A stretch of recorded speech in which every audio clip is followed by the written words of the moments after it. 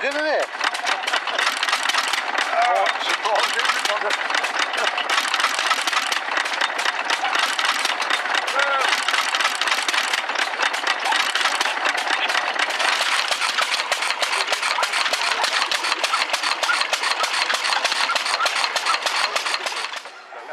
Still go, but it looks good. Also go. Yeah, I know you do, yeah. I've got nowhere to sit though. We need a minute. I do. He's got a proper district bench. Yeah. Of course, right? Yeah.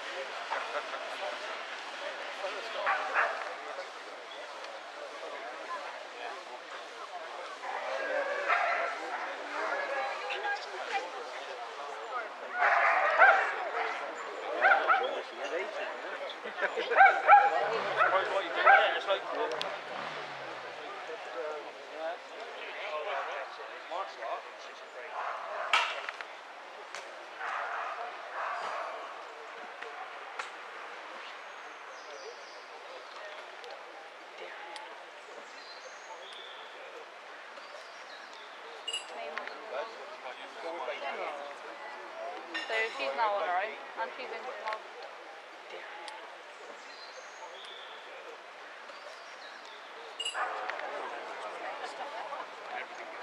Don't get me wrong, I mean,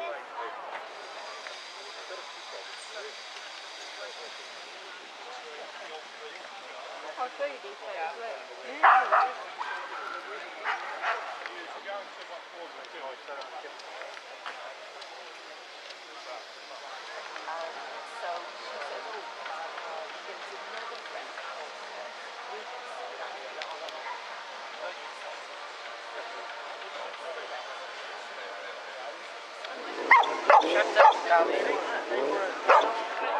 She is an old ring. Well, she is yeah. She was born in 26, wasn't she? Yeah.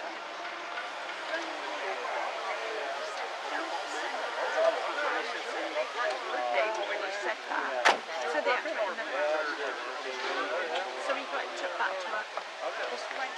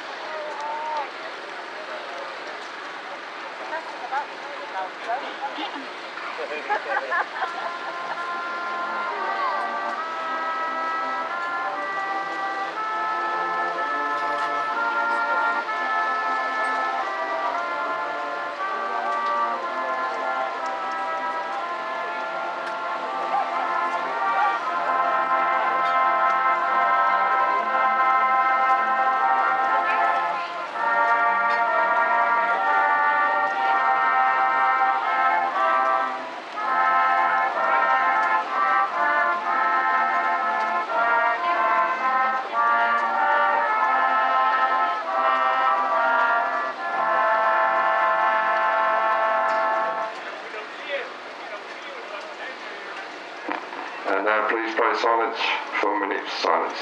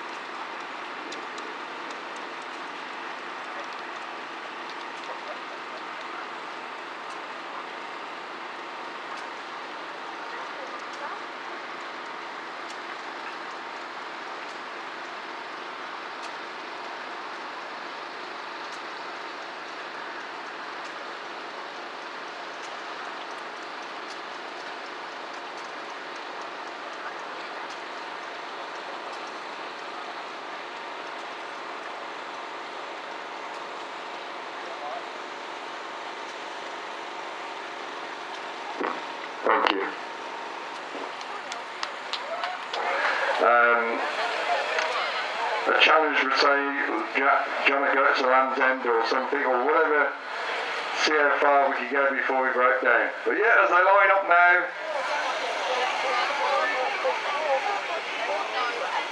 let's get them. Right, so have a bit of a rev up,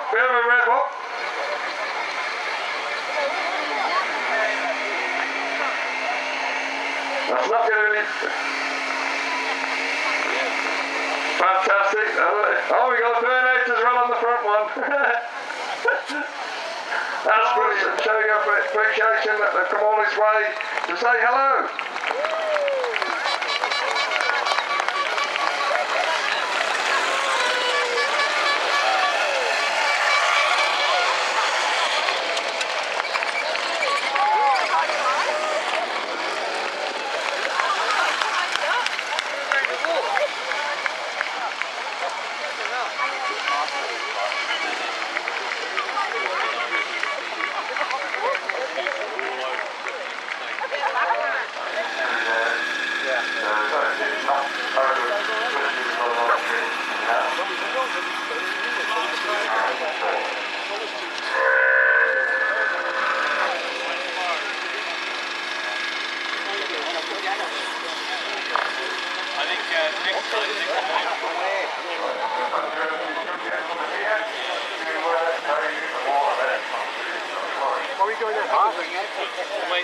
They'll come and get us.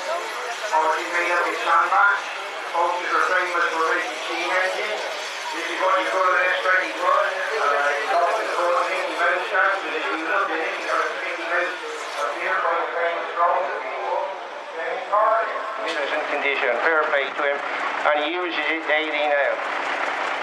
Here's a Ford ambulance. Before the Mercedes and people like that was into it, it was all Ford ambulances. Here's another Ford Transit, obviously made in Dagenham. Used to call them the Dagenham dustbins at the end of the day, but obviously he's in JCB oak colours in Avonmouth in Bristol. Here now coming in ERF B series. This was the first kilt cab ERF that they made. ERF standing for Edwin Richard Bolton, obviously belonging to the Bolton family, but he split from them when he decided that the Bolton was still into steam, and Edwin decided to go into diesel, and he made the right decision because everybody followed him. Here's young Dave right now with his Gardner 240 ERB series, sleeper cab. Jennings would have built the cab on that. The 240 being a Gardner 8-cylinder. Where in the 70s and 80s, where people were starting to put turbos on, Gardners didn't put turbos on their engine. They decided to add another cylinder from a 6 to an 8, which made it up to 240. But later in life, they did convert to turbos. Here's Adrian now with his GMC. This would have been used on American Air Force depots, going in between the depots in this country, carrying supplies and equipment. Here we have now a big Dodge. This would have been a real fuel guzzler for his day. And imagine trying to park that in Tesco's. That would really give you a problem. Here's one of the trucks that ruined the British industry of truck making, an FL7. FL standing for forward control with low entry cab. Anybody that's driven one of them and got into a Leyland would never want to get into a Leyland again, because this was in competition with a Leyland Octopus with ergomatic cabs and what have you. Everything was easy to drive on there, synchronous box, more power, air seat, everything, and that's one of the downfalls. You know, the 1100 engine in there. But if you've got a chance to go and look at it, he's done all that himself. He's even painted it himself, and that's a tribute to him. Mark being the chairman of our club. If you'd like to go and look at a really nice truck down there, there's an ERF KV with a trailer, with a dozer on there on a tractor, and that is a proper English truck. Gardner engine, David Brown gearbox, and Kurt Still axle, which nowadays we don't get nothing made in England at all. It's all made abroad. And we've got to hold our hands up to it. It is good equipment. Thank you for the guys bringing them round. I'll switch you off now, and if you'd like to go round, and if the owners are down there, they'll talk to you about their vehicles and tell you all the history on them and everything like that.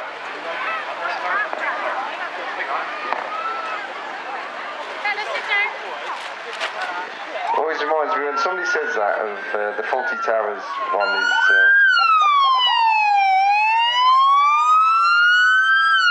yes.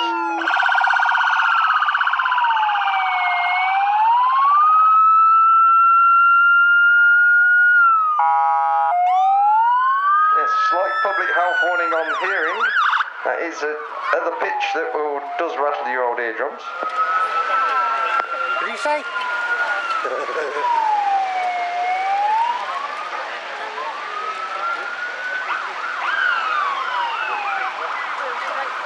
Because they've done the mileage, they've been serviced and looked after, and then they've got the prisoner cages, but they class it as the passenger partition. If they don't pay the bail, they ain't getting out the car. You can't have... Yeah, but the history of it, when you come and have a look around, it's probably, oh yes, he's got the photo of the team and the dog, and I see you've got the dog in the back. He's a bit more friendly, my dog is, than the one that was... Yes, I wouldn't mess around with that. It's an Alsatian by the look of it, but... When I actually messaged them, they said take a look at the cage at the back on this side, and you can actually see where he used to sharpen his teeth on the cage. Christ, you've had a werewolf in the back there. Yes. No. I'm going to say he's chewing still, and you see how much it actually is distorted. That's unbelievable. Blimey. You won't do that, will you, Pop? No, How are you, mate? Do you want to say a few words?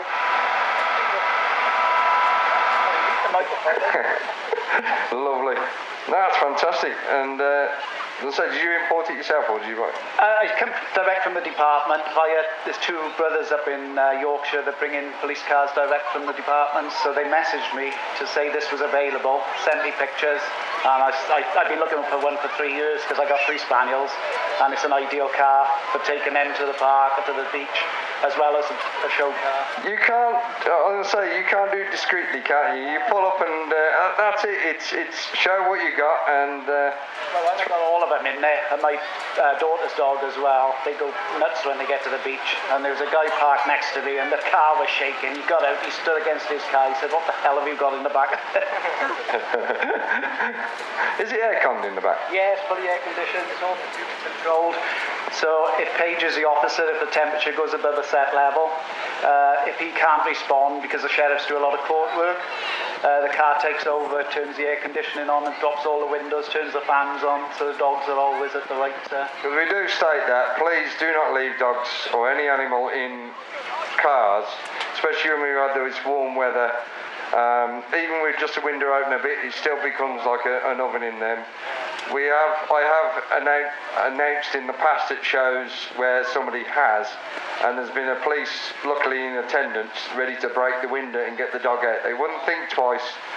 There was quite a few people who said, which car is it? We're going to bust the window, so please do not leave any animals or family in cars. This one, because it's like a freezer inside when it's... My sister works for the Dogs Trust, and she's semi-retired on driving the vans around, but the vans that they've got, she did get stopped one day, and they said, oh, the way you transport dogs is disgraceful, and Sally went, sorry? And this woman came up and started having a go, and she said, come and have a look at my van. And they opened the side of the van, all inside, not just the driver, the out is all air-conned, got the radio speakers in the back so she could play a little gentle music, and the dogs love it, they start singing in the back.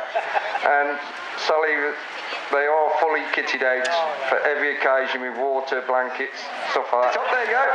Door automatically straight open, so you can picture the dog running straight out after you have done a shoplifting or whatever like that, but the dog's just sat in there going, what? What's up? As your personalised number plates and bits and pieces. No, thank you very much to them all. As we say to all the displays now, if you want to find out a bit more information, and I'm sure that photo opportunities of actually sat in the car are available if you would like to go and have a natter to them. Treat them to a little bag of sweets or something from the sweet case. Another programme that popped into my head one that was filmed not too far away from me. Well, it was filmed around Birmingham and then it moved to Nottingham. Boom! With the late Michael Alfie.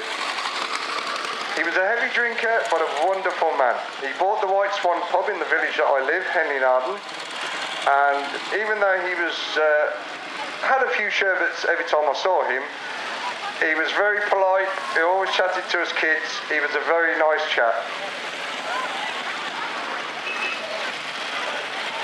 And